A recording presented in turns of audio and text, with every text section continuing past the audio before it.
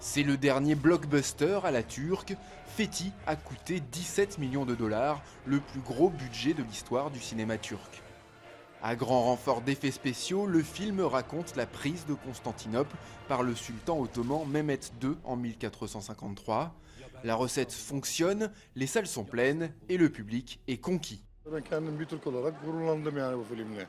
En tant que Turc, je suis vraiment très fier. Ce film, c'est ce qui se fait de mieux au cinéma.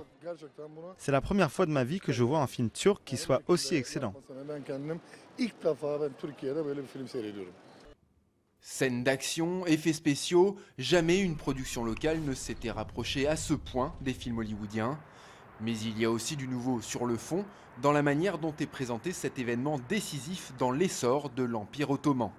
Dans les années 70, c'était l'aspect turc qui était plus souligné dans ce genre de film. C'était les Turcs qui étaient conquérants. Là, c'est plus... c'est un sultan musulman. Tous ces éléments-là sont très présents.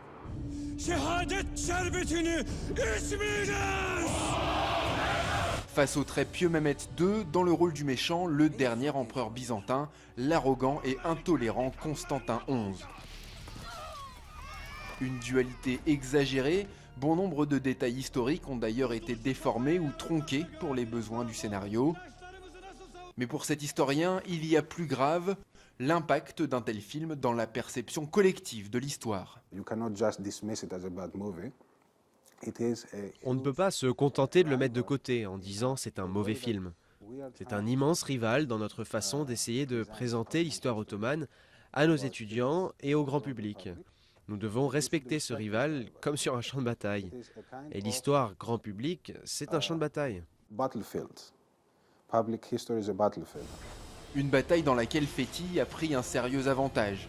Avec plus de 4,5 millions de spectateurs, il est devenu, en à peine 3 semaines, le film le plus vu de tous les temps en Turquie.